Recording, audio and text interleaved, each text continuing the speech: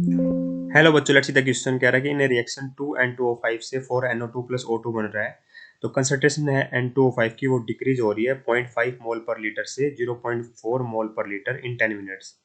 Calculate the average rate of reaction and rate of production of NO2। तो हम क्या निकालना है? एवरेज रेट ऑफ रिएक्शन निकालना है ना।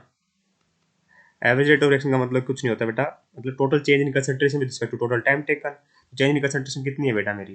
पहले 0.5 थी, अब देखिए रिएक्टेंट की, ये N2 है क्या रिएक्टेंट है, तो हम पहले क्या लगाते हैं, माइनस लगा के लगा देते हैं। तो माइनस लगा के यहाँ पे लिख दो चेंज इन कंसंट्रेशन। एवरेज का मतलब होता है टोटल चेंज इन कंसंट्रेशन, ठीक है, with respect to total taken time. Total time है ना, या फिर टोटल चेंज इन टाइम भी बोल सकते हो, ठीक है। यहाँ टोटल चेंज इन कंसंट्रेशन तो कितना होगा, और माइनस क्यों लगा रहा हूँ बेटा, क्योंकि रिएक्टेंट की कंसंट्रेशन में चेंज आ रहा है तो वो डिक्रीज करेगी ताकि ओवरऑल वैल्यू क्या रहे, पॉजिटिव रहे। तो डिक्रीज क्या कर रही है, 0.5 से 0.4 जा रही है, तो चेंज कितना हो जाएगा बेटा मेरा, ये हो जाएगा 0.4 माइनस 0.5। यहाँ पे यूनिट लिख दो मोल पर लीटर। मोल पर लीटर। टोटल टाइम टेकन में कितना आ रहा है बेटा, 10 मिनट। ध्यान रखना यहाँ पे मिनट में है तो हम मिनट में लेके चलेंगे आंसर को, ठीक है, या फिर कन्वर्ट भी कर सकते हैं, अभी के लिए मैं मिनट में लेके चल रहा हूँ, ठीक है। 10 मिनट तो कितना आ जाएगा बेटा, ये आ जाएगा मेरा 0.1 है ना। 0.5 माइनस 0.4 होता है 0.1 डिवाइड बाई 10, ये आंसर हो जाएगा मोल पर लीटर पर मिनट, ठीक है। तो एक काम करते हैं बेटा, सेकंड में चेंज भी कर लेते हैं। एक मिनट में होता है बेटा 60 सेकंड, है ना, एक मिनट में होते हैं 60 सेकंड। इसको 60 से मल्टीप्लाई कर दो बेटा, तो कितना आ जाएगा मेरा, ये हो जाएगा 0.1/600 मोल पर लीटर पर सेकंड इनवर्स, ठीक है।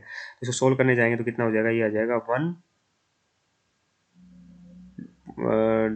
डिवाइड बाई 6000, ठीक है, मोल पर लीटर पर सेकंड। ये तो आ गया बेटा मेरा एवरेज रेट ऑफ रिएक्शन। ये क्या आ गया, रेट ऑफ रिएक्शन आ गया मेरा, ठीक है। इसको थोड़ा और अच्छे तरीके से भी लिख सकते हैं हम, 1/6 इंटू 10⁻³ लिख लो, या फिर एक काम कर सकते हैं 1 डिवाइड बाई 6000 भी लिख सकते हैं, ठीक है।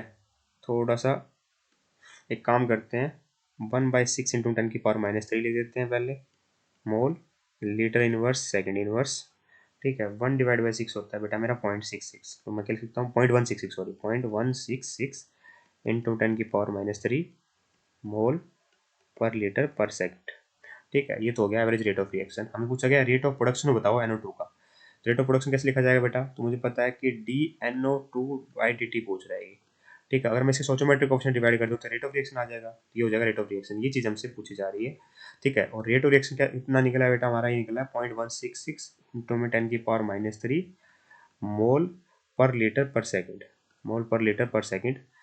तो रेट ऑफ हमारा rate of formation of NO2 या फिर rate of production of NO2 कितना हो जाएगा, ये हो जाएगा dNO2 डिवाइड बाई dt, और उसको साइड 4 से मल्टीप्लाई कर दो बेटा, 4 इंटू में 0.166 इंटू 10⁻³, ठीक है। 4 इंटू में 0.166 होता है बेटा मेरा 0.664, तो 0.664 इंटू 10⁻³ मोल पर लीटर पर सेकंड, ठीक है, मोल पर लीटर पर सेकंड। तो यहाँ आ जाएगा बेटा मेरा ओवरऑल आंसर किसका, रेट ऑफ फॉर्मेशन ऑफ या फिर rate of production of NO2 का। ये rate of production of NO2 आ गया, और ये आ गया बेटा मेरा रेट ऑफ, ये आ गया rate of formation of NO2। और एवरेज रेट ऑफ रिएक्शन कितना आया था बेटा मेरा, एवरेज रेट ऑफ रिएक्शन आया था ये वाली चीज़, है ना, ये एवरेज रेट ऑफ रिएक्शन था। तुम्हारे आंसर आ गया बेटा, ठीक है। I hope you got the answer, thank you so much.